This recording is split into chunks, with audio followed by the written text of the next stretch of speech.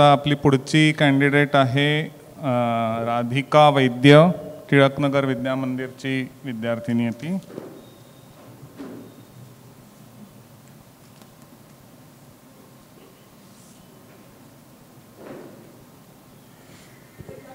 Good morning. Yes.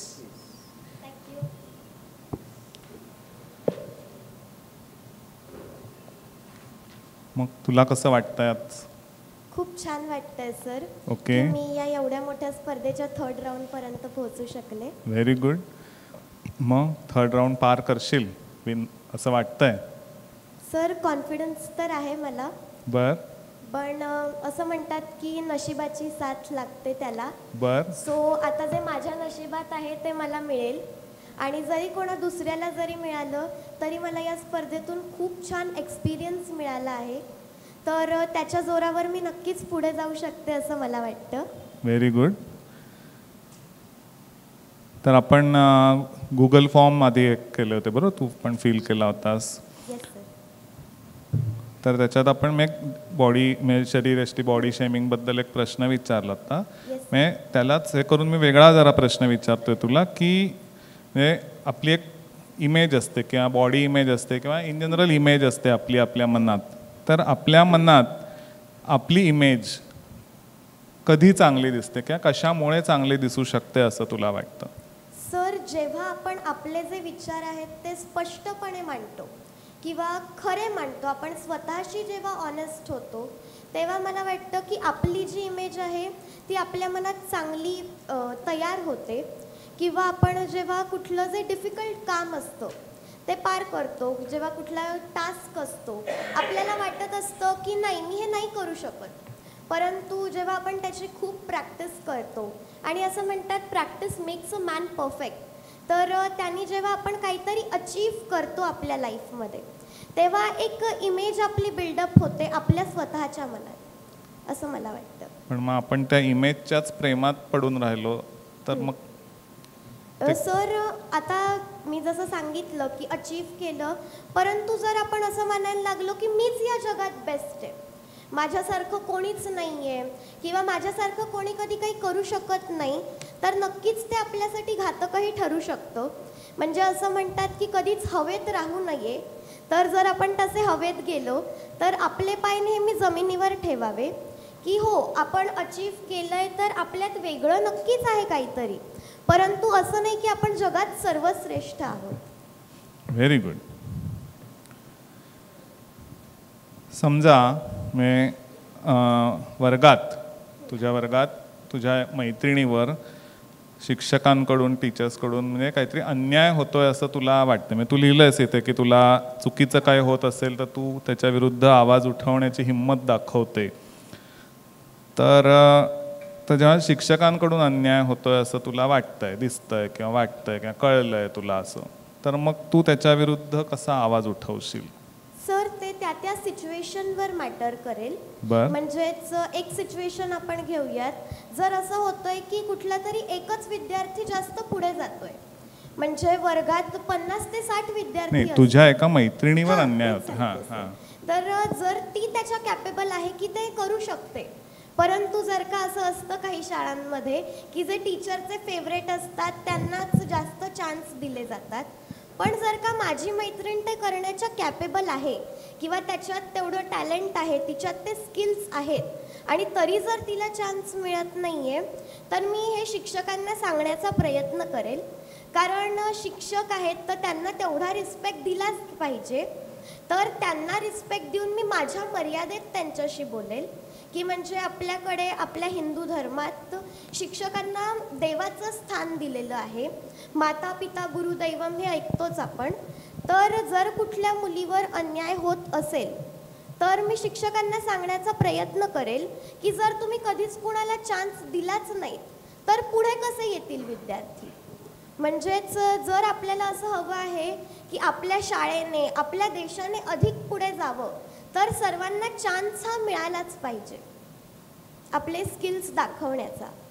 बरं, पण शिक्षकांनी तू सांगितलं शिक्षकांना पण त्याने ऐकलं नाही तुझं किंवा ऐकून नाही घेतलं तुझं किंवा, तर मग तू काय करशील? तर सर मी पुढे म्हणजे प्रिन्सिपल मॅडमकडे किंवा त्यांच्याकडे जायचा प्रयत्न करेल, त्यांना सांगायचा प्रयत्न करेल. कारण सर मला असं वाटतं की जे प्रत्येक स्किल आहे त्याला इम्पॉर्टन्स दिलाच गेला पाहिजे. प्रत्येक स्टुडंटला, म्हणूनच आपण युनिफॉर्म वेअर करतो की प्रत्येक स्टुडंट हा सेम दिसला गेला पाहिजे. सो जर का आपण खरंच सगळ्यांना सेम मानतोय तर असं का करावं की कोणाला चान्स मिळावा, कोणाला नाही मिळावा किंवा कोणावर अन्याय व्हावा. म्हणून मग मी पुढे जाईल आणि त्यांना सांगण्याचा प्रयत्न करेल की तुम्ही द्या दुसऱ्यांना चान्स, त्याच्यावर काही म्हणणं नाही आहे, परंतु तो देताना दुसऱ्यांवर अन्याय करू नका. पण मी हेच आता ह्याच याला विचारेन की समजा असं वाटतंय की तुला चान्स मिळाला आणि तुझ्या मैत्रिणीला वाटतं की हिला चान्स मिळाल्यामुळे माझ्यावर अन्याय झाला, तर मग तू काय करशील? सर तर त्यावेळी मी माझ्या मैत्रिणीला समजवण्याचा प्रयत्न करेल अशा वेळी. सो लाईक असं कधी कधी होतं की लाईक मी शिक्षकांना पण सांगेल की यावेळेस मला घेतलंय तर पुढच्या वेळेस तिला चान्स देण्याचा प्रयत्न करा. किंवा प्रत्येक गोष्टच कुठल्याही माणसाला येते असं नाही, तर अशा काही गोष्टी असतात ज्या कोणी करू शकतं. म्हणजे जे स्किल्स मी परफॉर्म करू शकते ते माझी मैत्रीण करू शकते असं नाही, तर त्यामुळे ते त्या त्या सिच्युएशनवर मॅटर करेल. Very good. आपण एक करिअरबद्दल प्रश्न विचारला होता, तर त्याच्यात तू लिहिलं की तुला मनातून जे काय व्हावंसं वाटतं त्याचा विचार तू पालकांच्या सल्ल्याने करशील. पण समज की तुझे आणि पालकांचे अगदी त्या बाबतीत तीव्र मतभेद असतील झाले, तर मग तू काय करशील? तर सर अशा परिस्थितीत मी एकदा पालकांचंही ऐकून घेईल, कारण पालकांना माझ्यापेक्षा जास्त अनुभव आहे, त्यांनी माझ्यापेक्षा जास्त जग बघितलेलं आहे. ते या गोष्टीशी अवेअर आहेत की माझ्यासाठी काय चांगलं आहे काय नाही. कारण पॅरेंट्स नेहमी मुलांच्या चांगल्यासाठीच विचार करतात. परंतु जर मला पालकांचे विचार पटले नाहीत, म्हणजे जर मला असं वाटतंय की मी या करिअरपेक्षा जास्त याच्यात जास्त चांगली आहे, म्हणजे सर मला IAS ऑफिसर व्हायचं आहे, परंतु जर मला माझे पॅरेंट्स सांगत असतील की तू दुसऱ्या कुठल्या तरी क्षेत्रात जा, तू डॉक्टर हो, इंजिनियर हो, लॉयर हो, असे सगळे सांगत असतील, तर मग मी त्यांना सांगेन की जर माझ्यात ते स्किल्स आहेत की मी IAS ऑफिसर होऊ शकते, तर मी ट्राय केला पाहिजे त्याच्यासाठी. म्हणजेच मी माझ्या पॅरेंट्सला कन्व्हिन्स करून घेण्याचा प्रयत्न करेल. Very good. राधिका, तू IAS ऑफिसर व्हायचं ठरवलं आहे, त्याच्यासाठी पहिल्यांदा शुभेच्छा. आणि त्याच्याशी संदर्भात मी तुला एक प्रश्न विचारतो. अशी आपण कल्पना करूया की तू एका मोठ्या कंपनीमध्ये काम करते आहेस आणि त्यांचं मुंबई ऑफिस जे आहेस त्या मुंबई ऑफिसची तू हेड आहेस. ओके, तुझ्या हाताखाली 100-150 काम करणारी माणसं आहेत, तू त्या ऑफिसमधली CEO आहेस आणि ही मल्टीनॅशनल कंपनी आहे, तुझ्या डोक्यावर मॅनेजिंग बोर्ड आहे वगैरे वगैरे गोष्टी आहेत. आणि तुझ्या हाताखाली काम करणारी लोक एक दिवस तुला येऊन भेटतात आणि ते तुला कंपनीच्या पॉलिसीमधला एक मोठा प्रॉब्लेम दाखवून देतात की ज्यामुळे ॲक्च्युली त्यांच्यावर सगळ्यांवर अन्याय होतो आहे. ओके, तर अशा वेळेस तुझी भूमिका काय राहील की हा जो अन्याय होतो आहे, तू ज्या कंपनीची मुख्य म्हणून काम करते आहेस त्या कंपनीच्या पॉलिसीमुळे हा अन्याय त्या लोकांवर होतो आहे, तर हे सिच्युएशन तू कसं हँडल करशील? तर सर अशा वेळी मी बघेल की खरंच जे एम्प्लॉई सांगता आहेत ते बरोबर आहे का, म्हणजे खरंच पॉलिसीवरून त्यांच्यावर अन्याय केला जात आहे का, याचं जे खरे खोटेपणा आहे हा तपास करेल.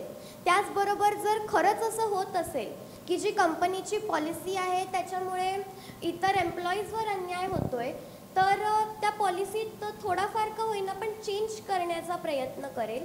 कारण मला मनापासून असं वाटतं की आपला जो भारत देश आहे त्याच्यात जर प्रत्येकाला न्याय मिळाला तरच आपला देश प्रगत होऊ शकेल, अधिकाधिक विकसित होऊ शकेल असं मला वाटतं. आता असंही म्हणलं जातं आहे की आपला भारत देश विश्वगुरू होत आहे. सो मला असं वाटतं की मी या सगळ्या गोष्टी बघेल आणि त्याच्यावरून सगळ्या गोष्टी बघून पॉलिसीत काही चेंज करावेसे वाटले तर ते नक्कीच करेल. समजा तुला हे पूर्ण पटलेलं आहे त्यांचा मुद्दा आणि त्याच्यासाठी पॉलिसीत काय चेंजेस करायला पाहिजेत याबद्दलही तुझी एक क्लिअर आयडिया आहे आणि हे तो घेऊन जेव्हा सिनियर मॅनेजमेंटकडे जाते तेव्हा तुझ्या असं लक्षात येतं की त्यांना ह्यामध्ये काही फारसा इंटरेस्ट नाही आहे, कारण हे सर्व करण्यामध्ये कंपनीचा खर्च खूप वाढणार आहे. आणि ते तुला समजा असं सांगतात की हे बघ, तू इथे नवीन आलेली आहेस, ही कंपनीची पॉलिसी आहे अशी राबवणं हे तुझं काम आहे, तू त्यांना कसं पटवायचं ते तुझे तू बघ, हे काही बदलणार नाही आहे, कंपनी एवढा मोठा काही खर्च करणार नाही आहे. तर तुझी काय त्याला रिॲक्शन असेल, तू हे कसं हँडल करशील सिच्युएशन? तर सर, पहिले मी मॅनेजमेंटशी बोलेल की जे खरंच चुकीचं आहे ते चुकीचंच आहे, जे चुकीचं आहे ते कधीच बदलणार नाही आहे. आणि आपण असा विचार करूया की तो अन्याय होतोय म्हणून जर ते सगळे एम्प्लॉईज आहेत त्यांनी जॉब सोडायचा निश्चय केला की जिकडे आपल्याला हे होत नाही, कारण आता एम्प्लॉईजच्या पण डिमांड खूप वाढल्या आहेत की जिकडे त्यांच्या मनासारखं होत नाही तिथे ते म्हणतात की नको आम्हाला मग तुमचा जॉब.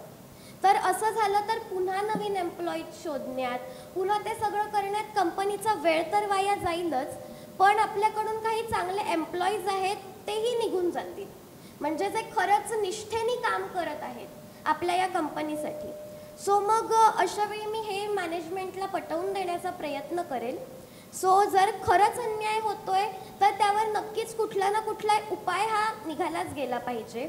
म्हणजे आपलं जे भारताचं संविधान आहे त्याच्यात सुद्धा कमीत कमी 97 वेळा बदल केला गेला आहे.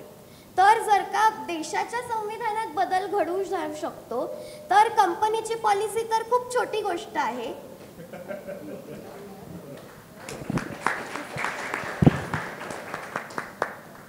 Good answer, thank you.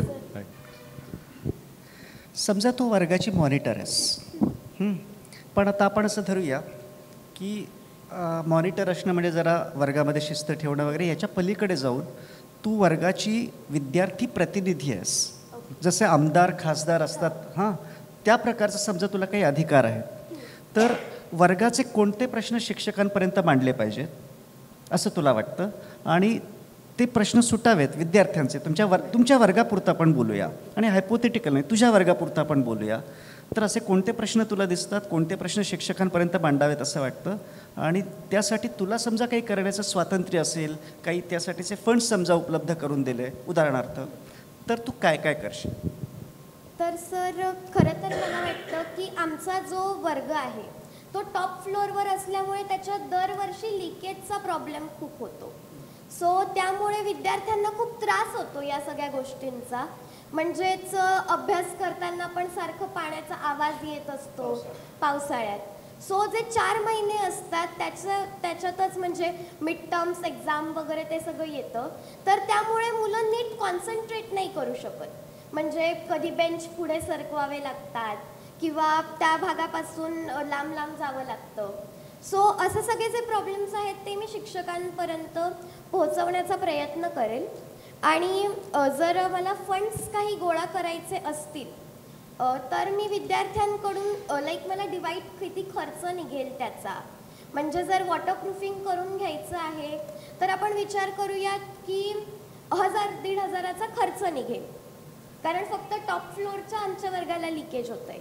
तर जेवढे डिव्हिजन्स आहेत त्याच्यातून ते स्टुडंट्समधून डिवाईड करेल आणि जेवढा फंड घ्यायचा आहे तेवढा घेईल आणि तो शिक्षकांकडे जमा करेल. आणि त्याच्यावरून असंही एक सिद्ध होऊ शकतं की शाळा आपलं ऐकतीये, हे एक विद्यार्थ्यांना त्याचा एक संतोष वाटतो की नाही, आपण ज्या शाळेत शिकतोय त्याच्यावर आपल्यावर कुठल्याही प्रकारचा अन्याय होत नाहीये किंवा आपली मतं ऐकली जात आहेत. सो हा एक विद्यार्थ्यांना, शिक्षकांना आणि वर्गाला सुद्धा याचा फायदा होईल असं मला वाटतं.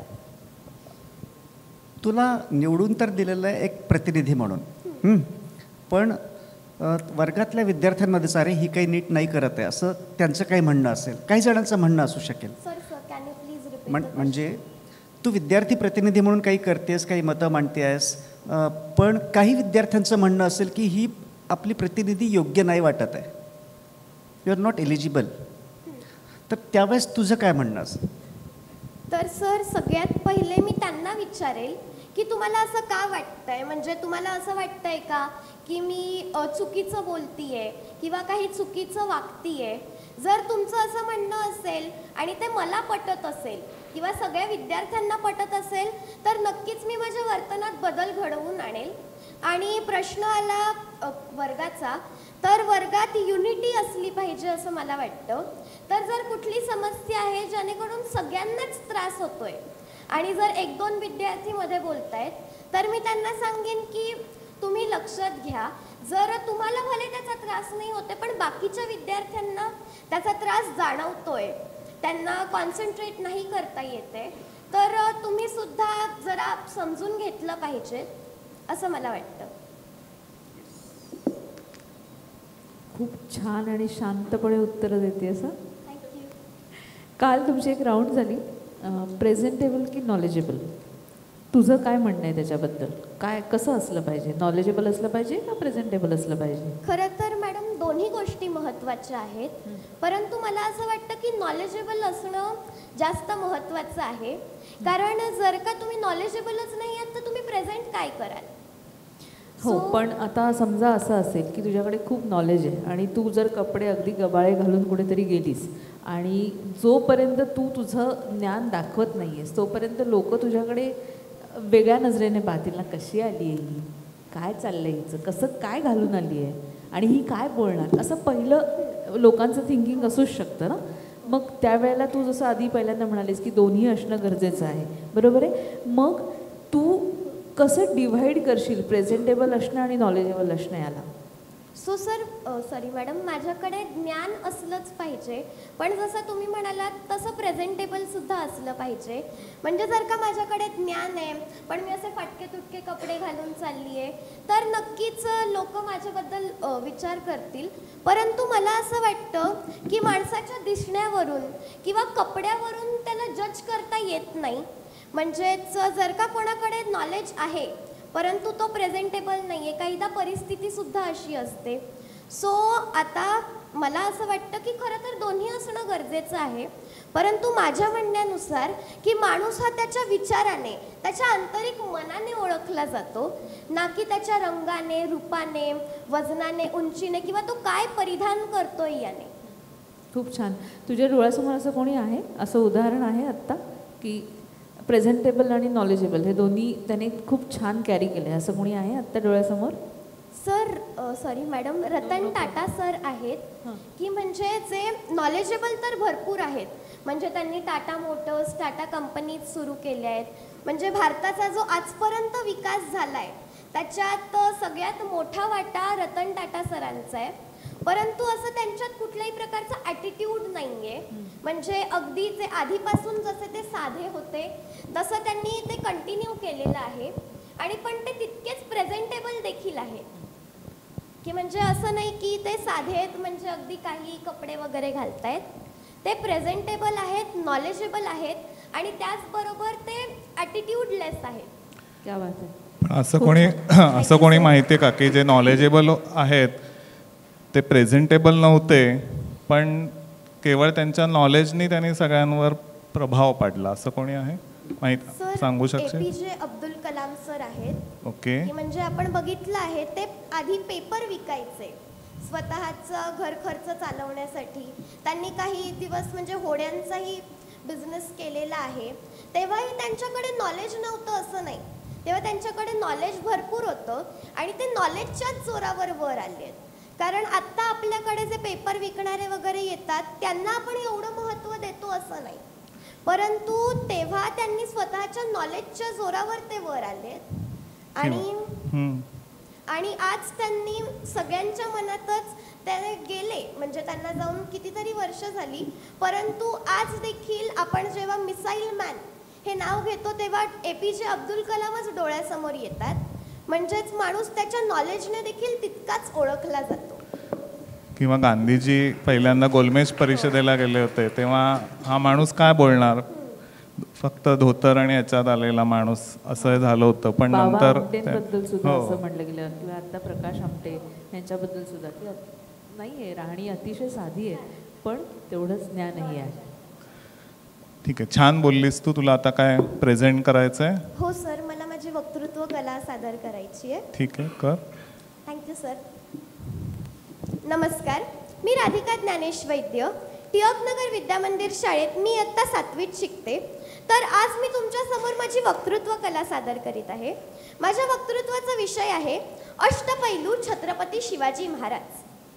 प्रतिपतचंद्र लेखेव वर्धिष्णुर विश्ववंदिता शहासुनो शिवशिष्या मुद्रा भद्राय राजते. मुजरा त्या शिवरायांना रयतेच्या राजाला ज्याच्या भक्तीला जोड नाही, शौर्याला तोड नाही, जो अथांग आहे सागरा समान, त्याचा छत्र म्हणजे त्या आभाळाचा मान, तो त्या तळपत्या सूर्याची शान, मराठी मनातला धगधगता स्वाभिमान आणि काळीज आहे सह्याद्री त्याला शंभूचा अभिमान. या महाराष्ट्राच्या देभाऱ्यात त्याला पहिलं स्थान. मित्रांनो, छत्रपती शिवाजी महाराज हे नाव अगदी आज जरी घेतलं तरी ऊर अभिमानाने भरून येतो आणि त्यांनी सोसलेले कष्ट पाहून डोळे पाणावतात. रुबाबदार दाढी मिशी, डोक्यावर जिरेटोप, कमरेला भवानी तलवार, दिवस रात्र घोड्यावर स्वार. वाघनखांनी अफजल खानाचा कोथळा काढला, शाहिस्त्याची बोटं छाटली, स्वराज्याची मुहूर्तमेढ रोवली. हे होते छत्रपती शिवाजी महाराज. मित्रांनो, आजकाल आपण पाहत आहोत की वयाच्या 14व्या-15व्या वर्षी मुलं अभ्यासाला कंटाळून चुकीच्या मार्गाला लागतात. परंतु अगदी याच वयात छत्रपती शिवाजी महाराजांनी रायरेश्वराच्या मंदिरात स्वराज्य स्थापनेची प्रतिज्ञा घेतली होती आणि ती फक्त तेव्हापुरतीच मर्यादित न ठेवता अगदी आयुष्यभर हिंदवी स्वराज्य स्थापनेसाठी म्हणजेच 111 किल्ले आणि 32 मण सोन्याचं सिंहासन असलेल्या त्या हिंदवी स्वराज्यासाठी झटत राहिले होते. अहो, स्वतःच्या मात्यापित्यांच्या स्वप्नासाठी स्वतःच्या जीवाचीही पर्वा न करणारा असा हा राजा या आपल्या महाराष्ट्राच्या भूमीत घडून गेला आहे. छत्रपती शिवाजी महाराज हे एक अष्टपैलू व्यक्तिमत्व होते असे म्हणले जाते. मित्रांनो, छत्रपती शिवाजी महाराजांनी स्वतंत्र राजमुद्रा तयार केली, स्वतंत्र नाणी पाडली, त्याचबरोबर स्वतःचा राजभाषा कोश तयार केला, मराठी भाषेला अधिकाधिक महत्त्व दिलं, आरमार उभारलं, परंतु कुठेच स्वतःचं नाव लावलं नाही. आणि आज 4 गरिबांसाठी घर बांधणारे हे नेते करोडोंच्या जाहिराती करून स्वतःची जाहिरात करून घेत आहेत. कसं जमलं असेल छत्रपती शिवाजी महाराजांना एवढं सगळं हिंदवी स्वराज्य स्थापन करून कुठेच स्वतःचं नाव न लावायला. मित्रांनो, आजकाल आपण बघत आहोत की महाराष्ट्रात जे बदलापुरात घडलं तेच अगदी क्षणोक्षणी घडत आहे. परंतु जेव्हा 350 वर्षांपूर्वी हे महाराजांच्या स्वराज्यात घडलं होतं तेव्हा रांजणाच्या पाटल्याला महाराजांनी एका बाईची फक्त छेड काढल्यामुळे त्याला चौरंगाची शिक्षा सुनावली गेली होती. मित्रांनो, छत्रपती शिवाजी महाराजांकडून आपण अनेक आदर्श घेऊ शकतो. त्याचबरोबर मला शेवटी एवढंच सांगायचंय की आज मी तुमच्या समोर या भूमीवर मराठी भाषेत माझी मतं अगदी स्पष्टपणे मराठी भाषेत व्यक्त करू शकत आहे, ते सुद्धा शिवरायांमुळेच. कारण जर आज शिवराय येथे नसले तरी सुद्धा त्यांचे विचार अमर आहेत आणि ते स्वतः देखील अमर आहेत. तर खरंच छत्रपती शिवाजी महाराज धन्य होते. तर चला छत्रपती शिवाजी महाराजांच्या विचारांवर, आदर्शांवर चालूया आणि स्वतःला तितकंच कर्तृत्वान बनवून घेऊयात. धन्यवाद. जय भवानी, जय शिवाजी. खूप छान.